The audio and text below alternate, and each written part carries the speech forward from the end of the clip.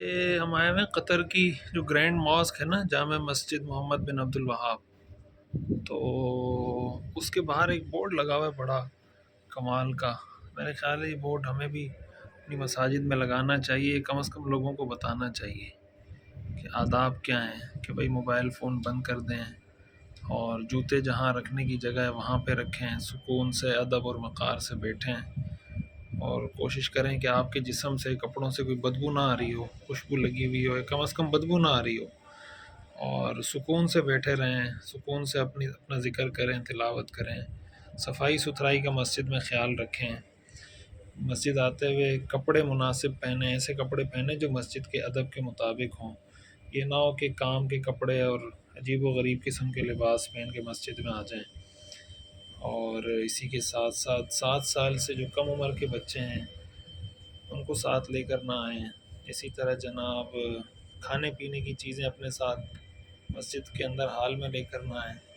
اور مسجد سے نکلنا ہو تو لوگوں کو تنگ کیے بغیر مسجد سے نکلیں۔ کندھے پھلانگنا اور لوگوں کو تنگ کرنا یہ ویسے ہی حدیث میں منع ہے۔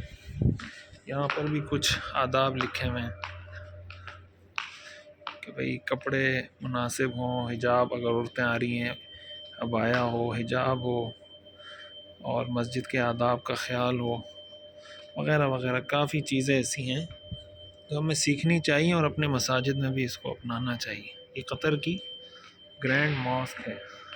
جامع مسجد محمد بن عبد الوہاب، اور اسٹیٹ آف دا آرٹ، بہت پیاری مسجد بنائی ہے۔ عرب ممالک میں آپ جہاں بھی جائیں گے نا، یہ وہاں کی خصوصیت ہے عرب ممالک کی، یہاں کی کہ مساجد ان کی آپ کو بہت پیاری ملیں گی، صاف ستھری، اور صفائی کا بھی بڑا خیال ہوتا ہے۔ تو بندہ جب جاتا ہے تو اس کا نماز پڑھنے کا اور عبادت کرنے کا دل کرتا ہے۔ اچھا، انہوں نے استنجا خانے، واش روم اس طریقے سے بنائیں کہ یہ نہیں ہوتا کہ مسجد کے مین گیٹ میں آپ داخل ہوں تو ایک بدبو کا اس طرح کوئی بولا آپ کو ایک دم استقبال کر رہا ہوں آپ کا، بلکہ وہ الگ بنایا ہوتا ہے اور مسجد کی انٹرنس الگ ہوتی ہے۔ تو ماشاء اللہ بہت پیاری مسجدیں بنائی ہوئی ہیں انہوں نے۔